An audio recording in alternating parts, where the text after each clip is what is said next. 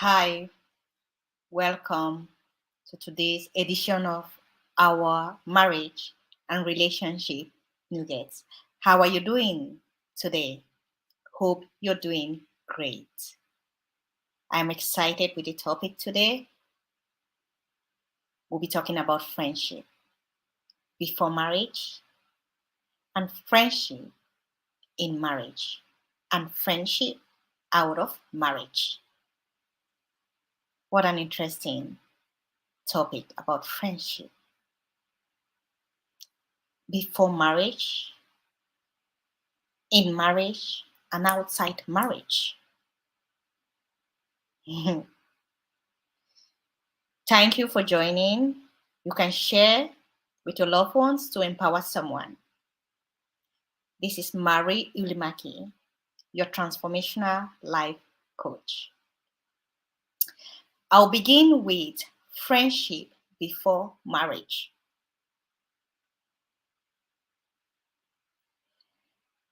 It is very important to be friends before getting married. That is why most churches recommend courtship before marriage. It is very important to know the person you intend living together. It's not all about what the physical portrays about a person. We need to know the person you intend to live your entire life with. Friendship before marriage is very important. No matter the circumstance in which your marriage is rooting from, may you be friends before taking the vow to live together. Friendship before marriage is important because you will need to discover some characters trait. Some people have fallen prey into marriages which did not go anywhere because they just saw the person maybe in church speaking in tongues, thinking that no, it's a spirit-filled person, whereas the person's character trait is a mess. Don't evaluate just by looking in a far distance. You must not live together with a person before marriage because living together will put you into some fleshly temptations which are not necessary. But be friends. Develop that cordial relationship. Go out for dates.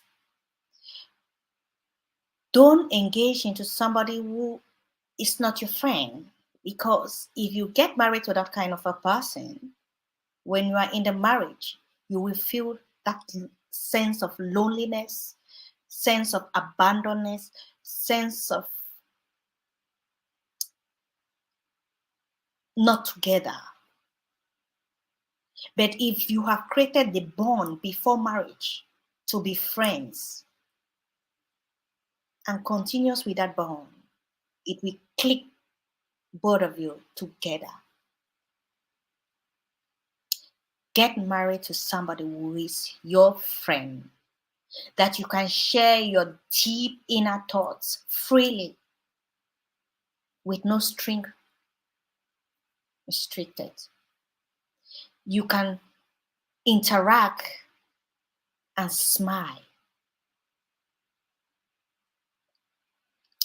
Let the partner you want to marry be your friend. As you become friends and develop that bond, the love also increases. It will be the most sorrowful thing if you get married to somebody who is not your friend. If you even realize going for a date with somebody that all the time is with the phone, it already shows that the person might be present with you, but the mind is far off in a distance, carried away. You go for a date with somebody, you cannot chat one on one. You are with the phone, the person is with the phone. That is the same thing you will carry to your home. And that will cause a lot of problems because you will be present but absent. You will be physically present but absent in your mind and your heart.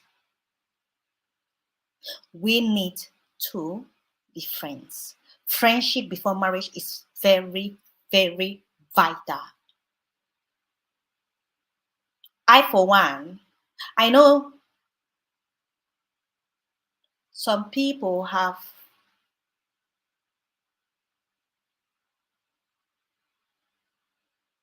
fallen in love while they are in different places, distant places.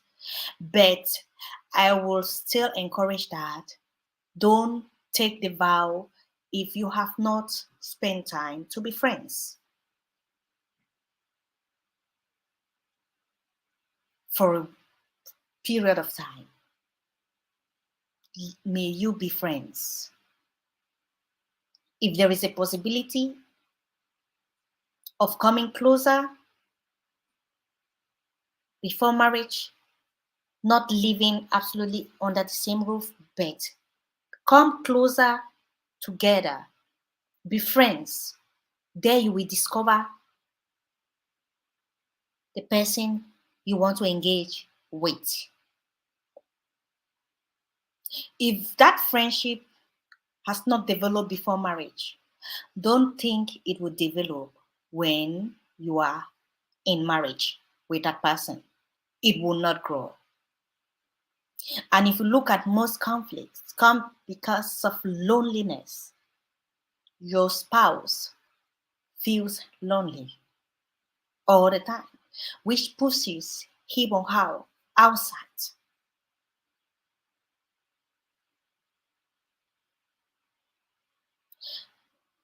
Now, when we're talking about friendship out of marriage, what do I mean by that? Friendship out of marriage entails the relationship you or your spouse makes as friends. It takes me to this verse in the Bible in Corinthians, 1 Corinthians 15:33. Do not be misled.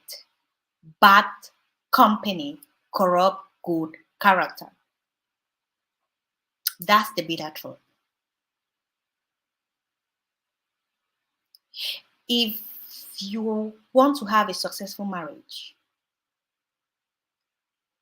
have friends who are marriage minded.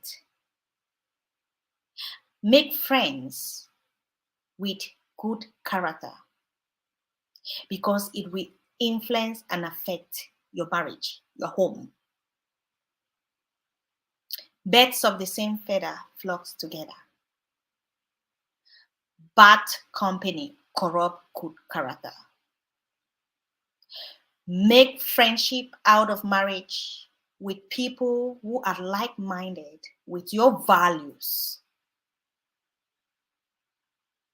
People who value click with your value. Anything out of that will bring a lot of stress and challenges in your marriage. Pray,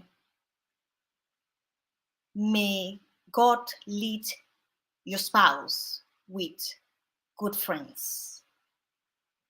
Friends who prays together, friends who encourages when you're feeling low, friends who will give you good advice to foster your marriage. Not making friends with people who are contrary, who does not boost marriages, who are divorcee with wrong conception about marriages. It will corrupt yours.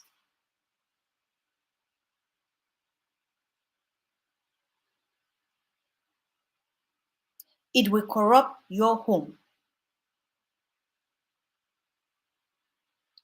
You can have friends at a distance, but those you allow in your life through and constant interaction with are those who should have your same values, similar values. It may not be totally the same, but those who practice similar values in life, that will help maintain a balance. It will be challenging if all the time you have a friend only talking about, I want to divorce, I want to divorce, my husband has done this. You meet friends, you are married, but every time they're going to the nightclub, you want to go. Where are you keeping your children? Where are you keeping your husband? You know, I'm not refusing that to have dates with friends, but let it be limited. Because if you are friend with somebody who is like-minded with marriage and wants to maintain, will limit some of those unnecessary outings, because you need to build your own home, and he or she needs to be there for the family to build their own home.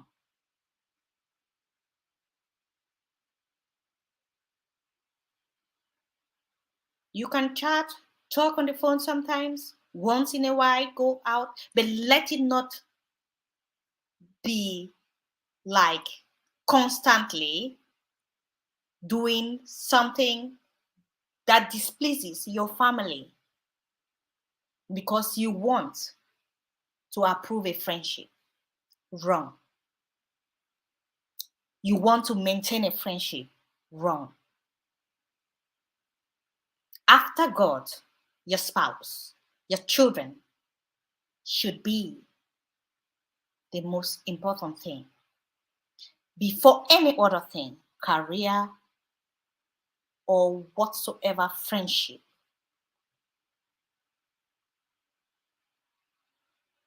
And anybody with those same value will also follow those things. We really need to be careful with the friends we keep, because the words we hear constantly corrupts the mind, especially someone without a very strong willpower. Even if you have a strong willpower, if you are constantly allowing those things to get embedded in your mind, it will influence your thoughts pattern. It will corrupt it. We need to be very careful in the relationship we keep in our marriages. There is relationship which are outside of marriage. Out of marriage relationship needs to be really checked, because it will result to unnecessary conflict, unnecessary issues. I pray your eyes will be open and pray. Sometimes I ask the Lord to disconnect me from any unfruitful friend. I personally, I say that prayer several times. And after praying that, you just realize a friendship will just, for no reason, die. It's not like I hate the person. No. But we need to wash out the friends we lead foundation with, we commune with, especially those who are not marriage conscious. I'm not denying the fact that if you're married, you will not have friends who are single. It's all right. But their value is what I'm talking about. I'm not discouraging that if you're married, you should not have a friend who is a divorcee. What I'm talking is about the value they carry in relation to marriage. You need to be technical. You need to be wise. You need to be able to avoid some corrupt words. It will corrupt your character. It will corrupt your mind. It will poison your mind. It may not just happen immediately, but in the long run, watch, you will see your marriage breaking because of unfiltered things you hear, you interact, which will affect your marriage. May the Lord connect us to fruitful friends, and may He disconnect us to those friends who are not valuable in our life. Because sometimes you may have a friend that you want to teach the friend, and what some people have deliberately not willing to learn. So why should you waste your time and corrupt yourself by laying a foundation into a thing that the person is not even willing to change? Because if the will is not there, no change will take place. Until we desire something, that is what will help change that attitude. If we don't desire something, it will not be of any use. So why waste your time on unfruitful things? Focus, build your home. A beautiful, peaceful home has a lot of impact on the children's well-being and the well-being of that person also, which also impact the well-being of those around him or her. So we need to be careful with the things we admit.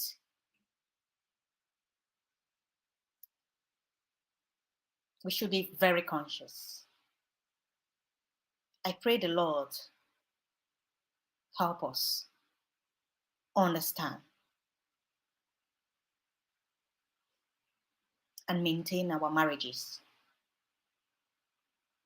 because it's the first covenant God ordained. But we have work to do for it to be fruitful. Thank you for joining us today. Hope you gain something concerning friendship before marriage, in marriage, and outside marriage.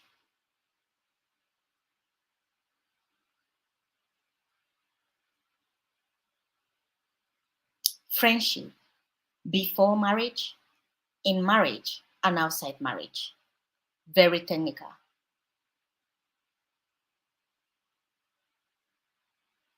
Don't get married to an enemy, but get married to a friend. One prayer I will encourage parents to pray, and I pray always for my children, is for my children to get married to their best friends, not an enemy. May they get married to a friend, to their friend, not to an enemy, to a friend. Before we go, let's say a prayer. Father, I thank you for everyone watching today. I leave every discussion into your holy hands. I pray for understanding concerning friendship for those who will be watching. Lord, I pray that you will separate us from wrong friends and you will connect us to fruitful friends that will help build our character. And I also want to pray that our children will get married to their friends and not an enemy. May God bless you all. Thank you for joining us today. You can contact me on my webpage or send me a message. Thank you. Bye.